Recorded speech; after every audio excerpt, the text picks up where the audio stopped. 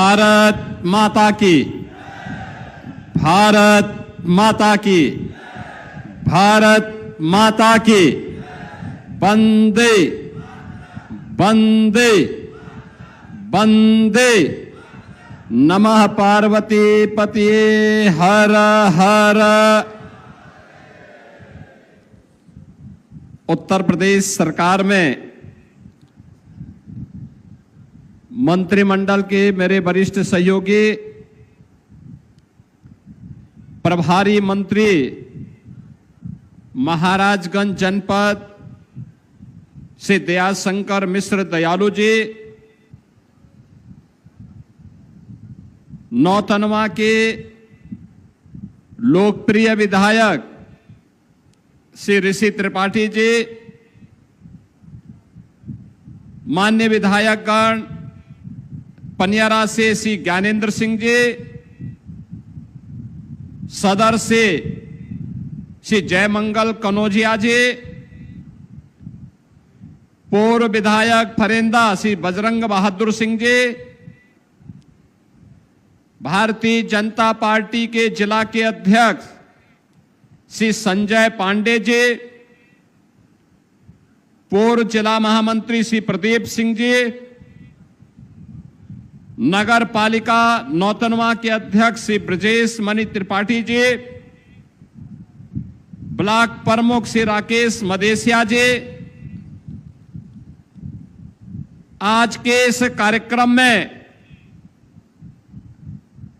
नौतनवा, फरेंदा और जनपद महाराजगंज से उपस्थित सभी बहनों और भाइयों, भारत और नेपाल के सीमावर्ती जनपद की इस सीमावर्ती विधानसभा क्षेत्र में आज मुझे 1.5 वर्ष बाद फिर से आने का अवसर प्राप्त हुआ है। बहनों और भाइयों, आज के इस कार्यक्रम में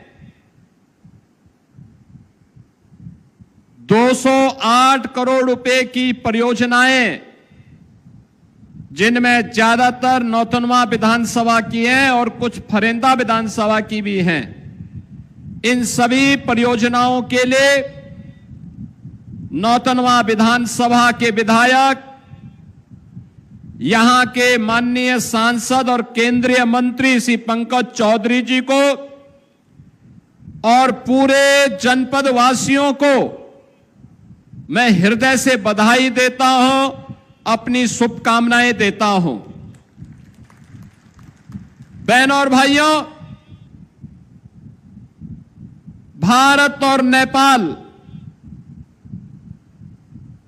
दोनों मित्र देश के रूप में एक साझी विरासत का प्रतिनिधित्व करते हैं। दोनों देशों के बीच में एक साझी विरासत है, रोटी बेटी का संबंध है। नेपाल के लोग भारत के अंदर और भारत के लोग नेपाल के अंदर बिना किसी बाधा के आते जाते हैं और बौद्ध तीर्थ स्थल होने के नाते देश और दुनिया की निगाह भी इस पूरे क्षेत्र में बनी रहती है।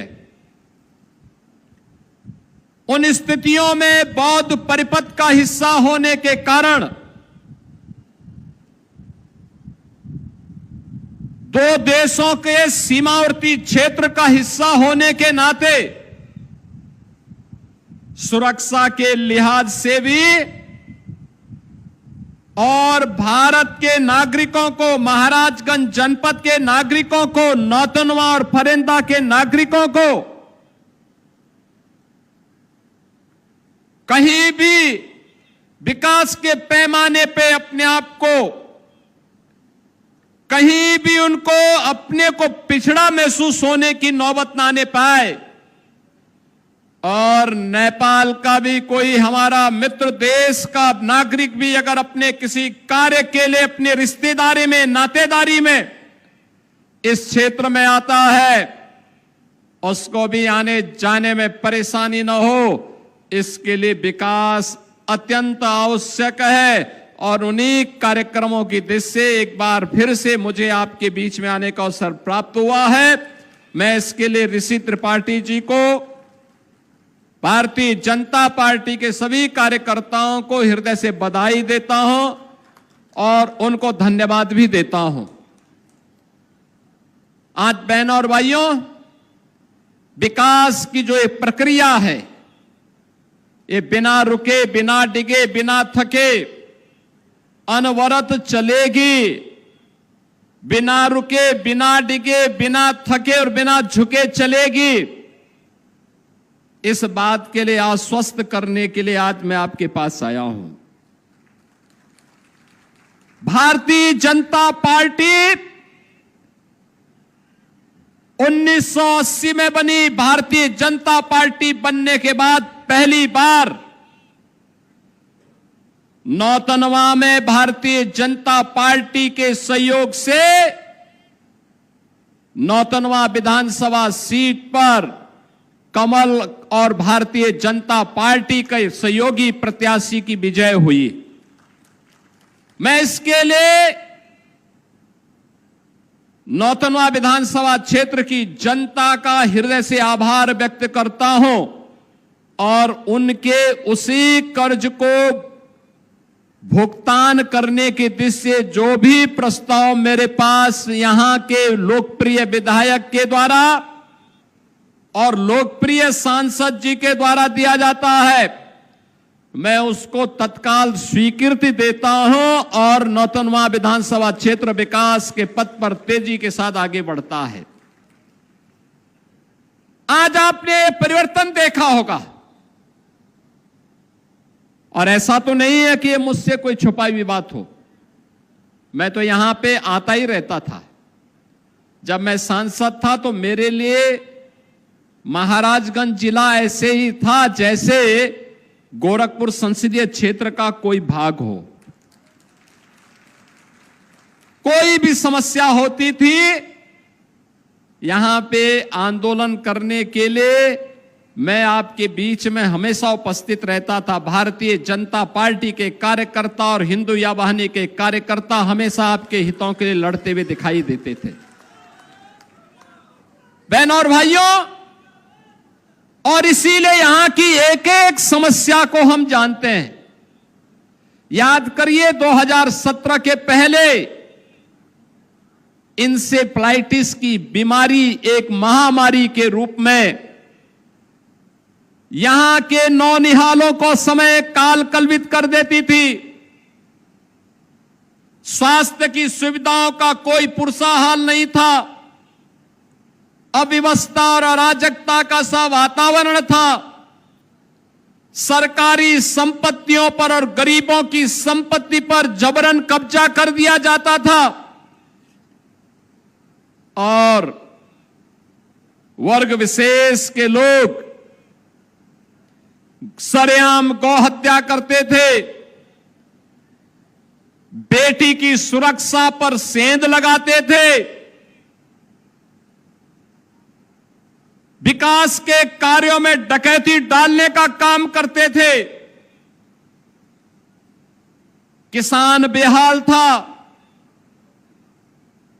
नौजवान परेशान था,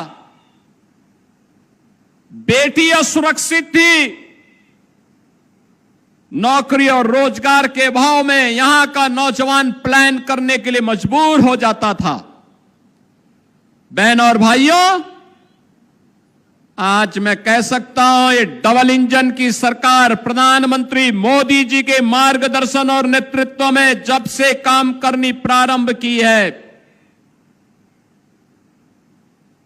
तब से आपने देखा होगा महाराजगंज में भी परिवर्तन देखने को मिला है। इंसेफ्लाइटिस समाप्त, यानी नौ की बीमारी जो थी, दिमागी बुखार समाप्त। अब बच्चे काल कलवित नहीं होते हैं। अब महाराजगंज जिले में भी एक मेडिकल कॉलेज काम कर रहा है। गोरखपुर और महाराजगंज के बीच में जोड़ने के लिए हम तरसते थे कि 2 लेन की सड़क ही हो जाती तो हम भी आसानी से नौतनवा पहुंच जाते, फरेंदा पहुंच जाते, महाराजगंज पहुंच जाते, चौक पहुंच जाते, सिसवा पहुंच जाते। श्याम देरवा और घुगली और पनियरा तो ये गोरखपुर संसदीय क्षेत्र के ही हिस्से हुआ करते थे। बहनों और भाइयों, तब सड़कें गड्ढों से युक्त थी, बिजली नदारत थी, माफिया हावी होते थे, गरीबों की संपत्ति पर, सार्वजनिक संपत्तियों पर कब्जा कर देते थे। आज आप देख रहे होंगे गोरखपुर से सोनौली का मार्ग 4 लेन का है, पूरा 4 लेन का बन रहा है। बहुत शीघ्र बहुत अच्छा मार्ग बनेगा, कहीं जाम नहीं। जिस दूरी को पहले 2 घंटे पूरा करने में लगते थे, ये पूरा होने दीजिए। 45 मिनट से लेके 50 मिनट में इस दूरी को आप पूरा कर देंगे, नौतनवा से लेके गोरखपुर की दूरी को। गोरखपुर में बाईपास बन रहे हैं, एक बाईपास बन चुका है। अगर गोरखपुर नगर में नहीं जाना है, जंगल कौड़िया से आपको लखनऊ की तरफ जाना है, तो जंगल कौड़िया से लेकर के सीधे सैजनवा के बीच एक बाईपास बन गया है। अगर आपको कुशीनगर की तरफ जाना है, जंगल कौड़िया से कुशीनगर की तरफ जाने के लिए एक नया बाईपास का निर्माण युद्ध स्तर पर चल रहा है। ठूठी बाड़ी से लेकर के महाराजगंज जिला मुख्यालय की सड़क तो इतनी खराब थी, चलना कठिन होता था। अगर कभी उस सड़क से कोई कार्यकर्ता हमें बोलता था कि निसलौल आना है या ठूठी बाड़ी आनी है, हम लोग बोलते थे यार कि क्या हो गया, ये ठूठी बाड़ी ही हमारे पास आ जाता तो हम 2 घंटे हमारे बच जाते। और आज आप देख रहे होंगे 4 लेन की सड़क और 2 लेन की सड़क का कितना जोरदार नेटवर्किंग खड़ी हो रही है। विकास की पहली शर्त है सड़क, ये अच्छी सड़कें। हमने केवल समाज को ही नहीं जोड़ा है, बल्कि जहां जहां भी विधायक जी ने प्रस्ताव दिए थे, हमने वहां वहां पुल का स्वीकृति भी दे दी है। पुलों का निर्माण कार्य प्रारंभ भी हो चुका है, या जो बचे हैं वो ये भी आगे बढ़ जाएंगे। अन्नदाता किसानों के लिए यहां पर बरसाती पानी और नदी के पानी को रोक करके बैराज का निर्माण हो, बनेलिया मां के नाम पर। आज रोहिन में बैराज बन गया है। हजारों एकड़ खेती के लिए सिंचाई की सुविधा अब यहां से उपलब्ध होगी। यहां के किसानों की आमदनी कई गुना बढ़ाने में मदद मिलेगी। सड़कों का एक जाल बनाने का काम, बेहतरीन नेटवर्किंग का काम एक और ये हो रहा है, और दूसरी तरफ जिनको किसी ने नहीं पूछा, आजादी के बाद जिनको कोई अधिकार नहीं मिल पाया था, उन बनटांगिया गांव से जुड़े हुए लोगों को भी उनका अधिकार देकर के सम्मानजनक रूप से आगे बढ़ने के लिए ये डबल इंजन सरकार ने उन्हें पट्टा भी उपलब्ध कराया, उनका नाम मतदाता सूची में भी डलवाया और उनको सभी प्रकार की सुविधाओं से आच्छादित करने का काम भी किया है। मुझे याद है 2017 से 22 के बीच में श्री बजरंग बहादुर सिंह जी फरेंदा के विधायक हुआ करते थे। कई बार ये आए कि फरेंदा में बनटांगिया गांव है। ऋषि त्रिपाठी ने कई बार मुझे यहां के लक्ष्मीपुर के बारे में बताया, पंकज जी ने कई बार बताया, लेकिन बहनों और भाइयों, पिछली सरकारें गरीबों की कहां सुनती थी। गरीबों की पीड़ा को तो डबल इंजन सरकार, बीजेपी के डबल इंजन की सरकार सुन रही है और उसका समाधान भी निकाल रही है। आज बनटांगिया गांव में वो सब सुविधा है जो एक सामान्य राजस्व गांव में है। हर गरीब को मकान मिल रहे हैं, हर गांव के लिए कनेक्टिविटी है, हर गरीब के घर में शौचालय है, हर गरीब के लिए राशन की सुविधा है, हर गरीब के लिए स्वास्थ्य की, आयुष्मान भारत की सुविधा है, नौजवान के लिए रोजगार है। उत्तर प्रदेश पुलिस में जब भर्ती हुई, मैं देख रहा था कि महाराजगंज के भी हैं कि नहीं है। मैंने देखा कि सैकड़ों नौजवान महाराजगंज जिले से भी भर्ती हुए थे, सैकड़ों नौजवान महाराजगंज जिले से। जब मैं देखता हूं कि अब यहां का किसान सिंचाई की सुविधा भी प्राप्त कर रहा है, सरकार की योजना में ट्रैक्टर भी प्राप्त कर रहा है, बीज भी प्राप्त कर रहा है और उसकी उपज को खरीद करने के लिए क्रय केंद्रों के माध्यम से भी व्यवस्था दी गई है। अगर मार्केट में ज्यादा दाम है, किसान चाहे तो मार्केट में बेचे, अन्यथा सरकार उसको खरीदेगी। ये सुविधा भी अब हम लोग उपलब्ध करवाने का काम कर रहे हैं। अब कोई माफिया किसी गरीब की जमीन पे कब्जा नहीं कर सकता है, नहीं कर सकता है। कोई आपको धमकी नहीं दे सकता है, कोई जबरन आपके साथ नहीं कर सकता है, और बेटी की सुरक्षा में कोई सेंध लगाने का दुस्साहस भी नहीं कर सकता है, और गौ माता की भी कोई हत्या करने का दुस्साहस अब नहीं कर सकता है। बहनों और भाइयों, आज आप देख रहे होंगे, जब से बीजेपी के विधायक बने या बीजेपी के सहयोगी दलों के विधायक बने, इन सभी जनप्रतिनिधियों ने अपनी अपनी विधानसभा में कई मंदिरों का सुंदरीकरण का काम भी करवा लिया। पहले होता क्या था, यही पैसा जाता था कहां? कब्रिस्तान की बाउंड्री वाल के लिए।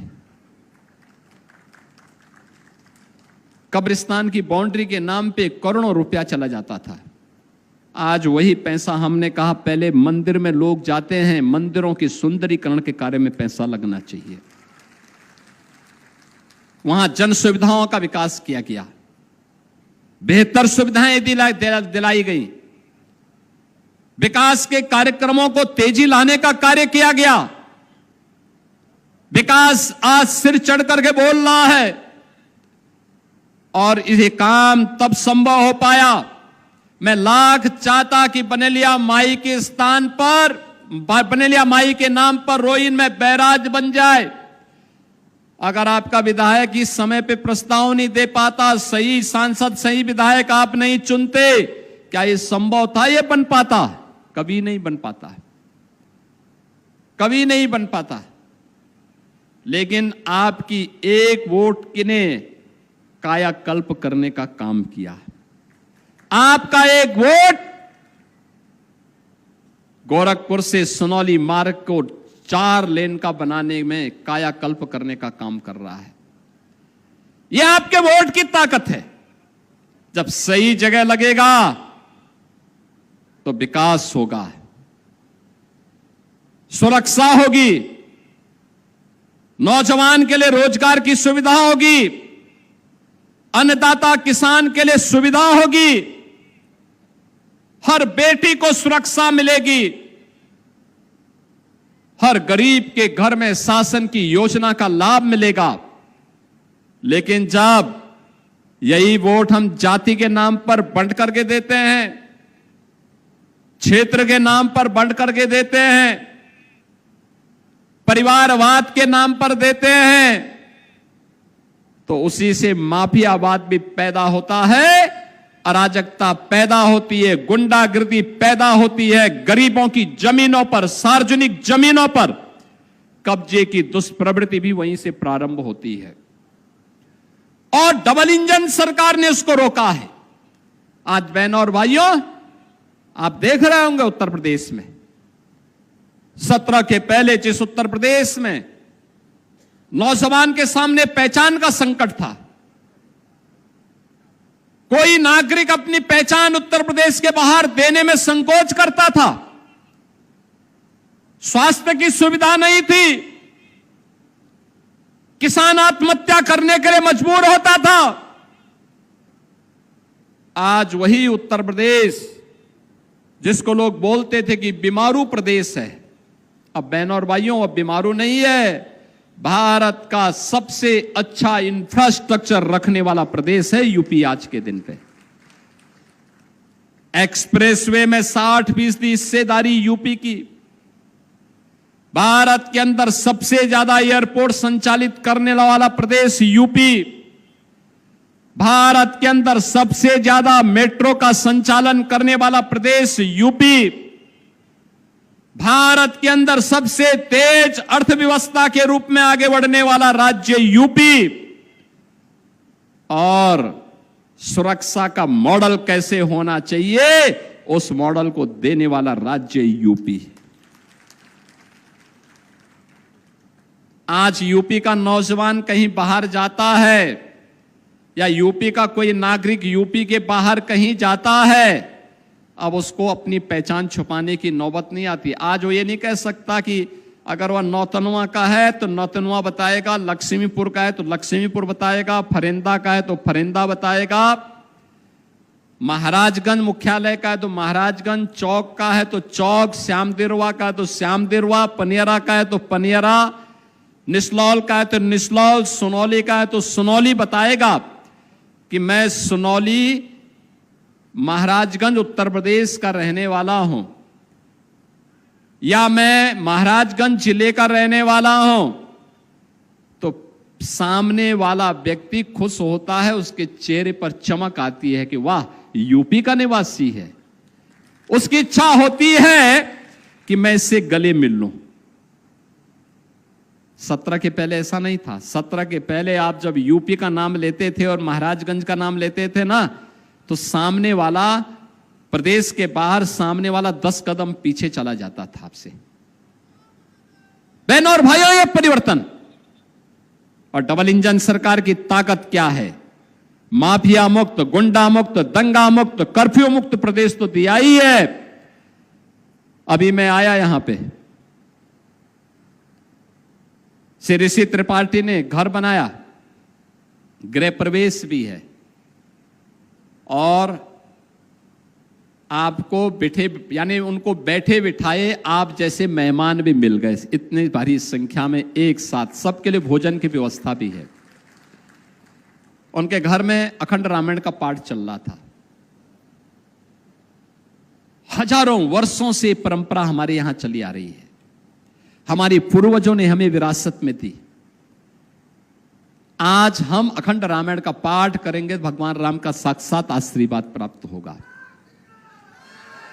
लेकिन याद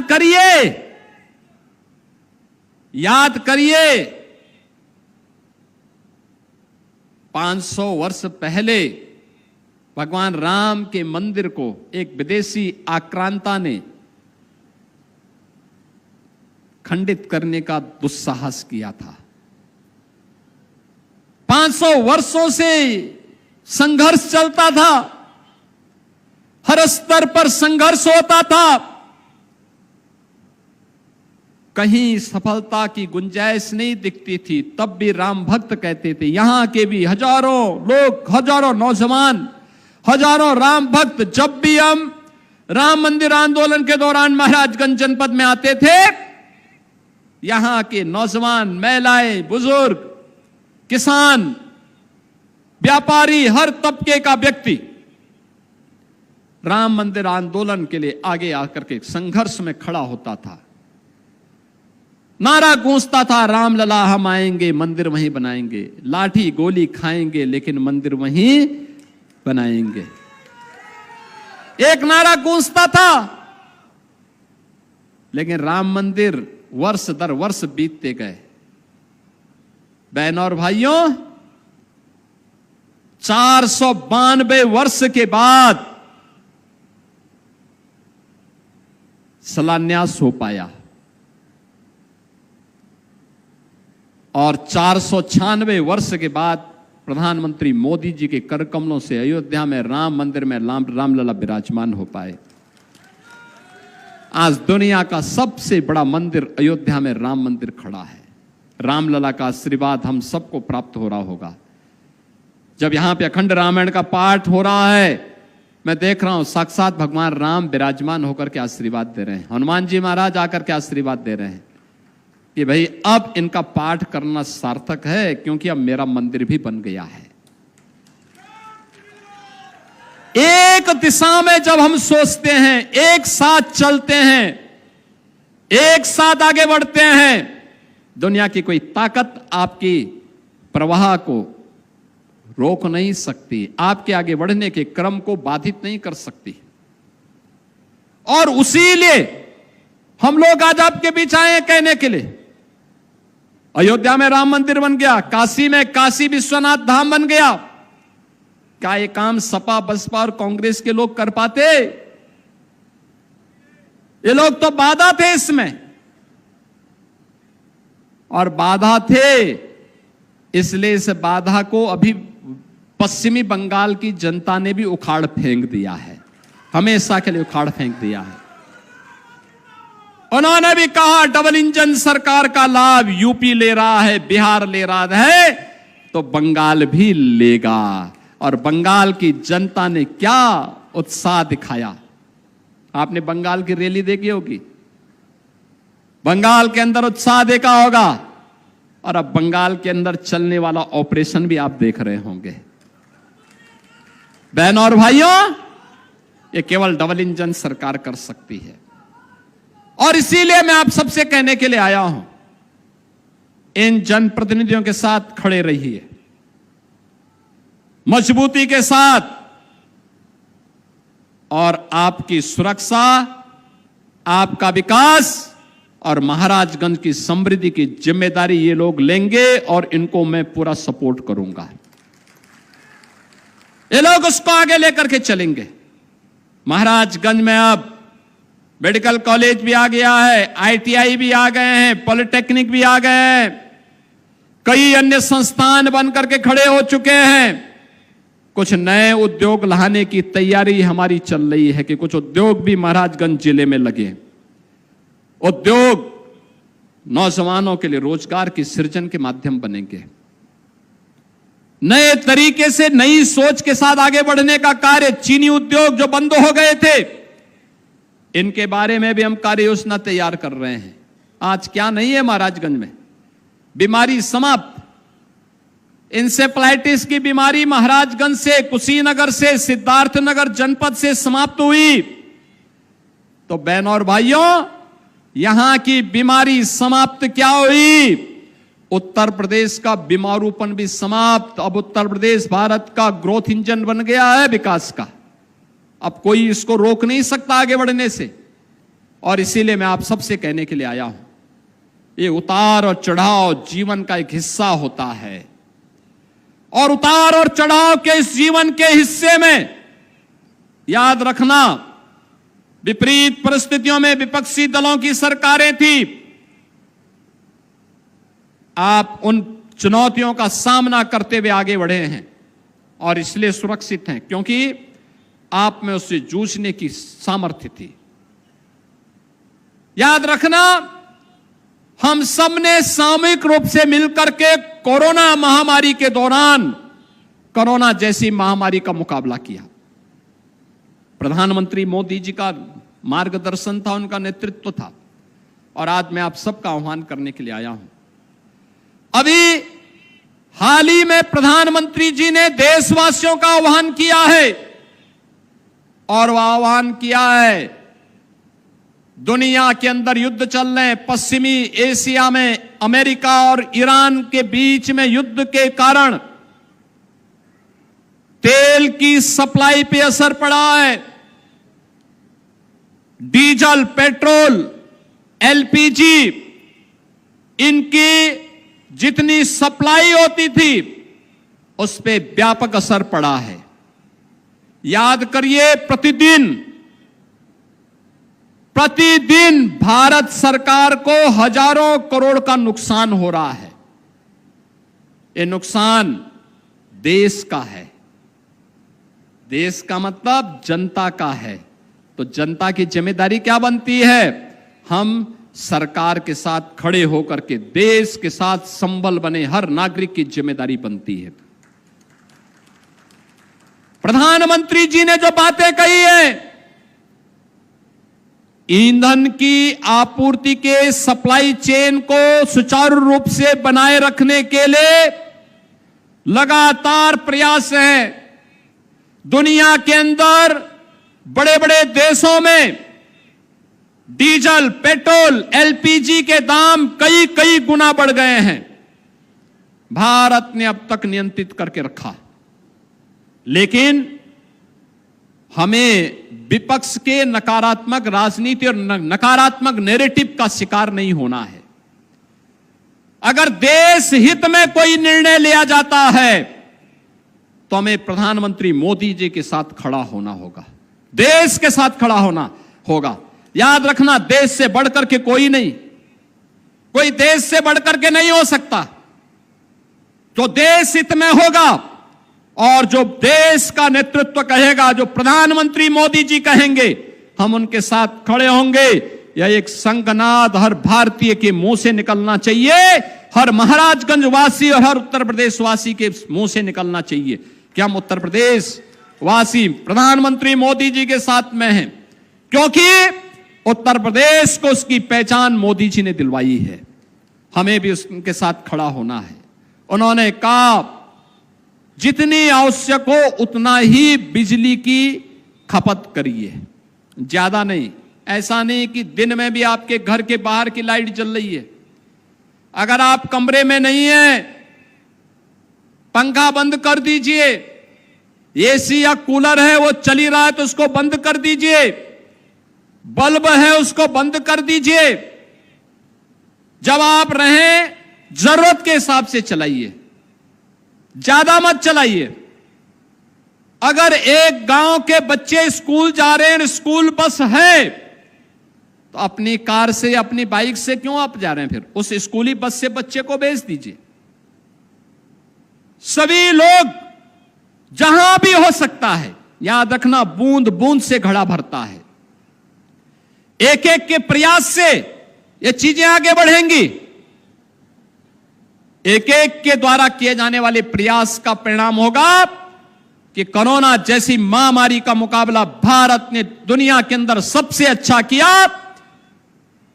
तो वर्तमान में पश्चिमी एशिया के संकट के कारण ईंधन आपूर्ति, उर्वरक की आपूर्ति, अन्य कुछ सामग्रियों की आपूर्ति में जो बाधा खड़ी हुई है, उस बाधा का मुकाबला भी हम सामूहिक रूप से मिलकर के करेंगे और देश प्रथम के भाव के साथ, नेशन फर्स्ट के इस भाव के साथ हम सबको मिलकर के कार्य करना होगा।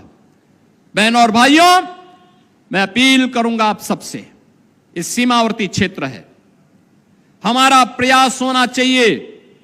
जिस किसान के पास खेत है, अगर उसको 2 बोरा यूरिया की आवश्यकता है, प्रयास करें कि वह उसको 1.5 में कैसे करें, कुछ कंपोस्ट मिलाएं। निराश्रित गौ आश्रय स्थल से कंपोस्ट की आपूर्ति करने की व्यवस्था। हमारे यहां की खाद जो महाराजगंज जिले के लिए है, वह महाराजगंज जिले के ही किसानों को मिले। महाराजगंज से बाहर कहीं दूसरी जगह सप्लाई नहीं होनी चाहिए। यह हम सुनिश्चित करें। हर समितियों को, हर कृषि रक्षा केंद्रों को इसके लिए तैयार होना होगा। हर नागरिक को जागरूक होना होगा।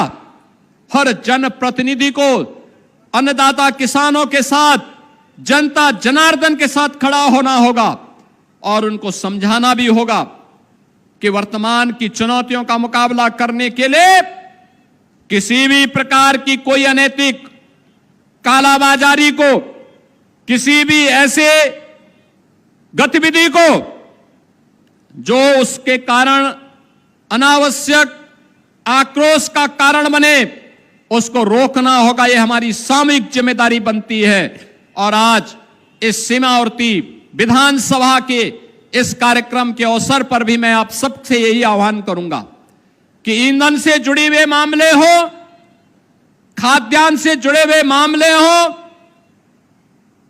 फर्टिलाइजर से जुड़ा हुआ मामला हो, या फिर मैं सभी ज्वेलर्स से, सराफा व्यवसायों से भी अपील करूंगा। प्रधानमंत्री जी ने जो बात कही है कि विदेश से सोना मंगाने की बजाय हमारे घरों में जो सोना है उसी की मरम्मत कराना, उसी को रिपेयर करवाना, उसी को रिमॉडलिंग करवाना, उसी पर हमें अपना ध्यान केंद्रित करने की आवश्यकता है। हम सब अगर उस दिशा में कार्य करेंगे, अपना पैसा बचाना है, देश का पैसा बचाना है, और देश का पैसा बचा करके इस संकट के, इस वैश्विक संकट से हम अपने देश को बाहरने का काम करेंगे। इस विश्वास के साथ मैं आज के इस अवसर पर श्री ऋषि त्रिपाठी जी को गृह प्रवेश के लिए बधाई देता हूं। सभी जनप्रतिनिधियों को और आप सभी को उन्होंने आमंत्रित किया, इसके लिए भी उनको धन्यवाद देता हूं और विश्वास करता हूं कि विकास की प्रक्रिया महाराजगंज जिले में लगातार इसी प्रकार से बिना रुके, बिना डिके, बिना धके अनवरत चलती रहेगी। इस विश्वास के साथ आप सबके प्रति मैं अपनी शुभकामनाएं देते हुए अपनी वाणी को विराम देता हूं। धन्यवाद। जय हिंद, जय जय श्री राम।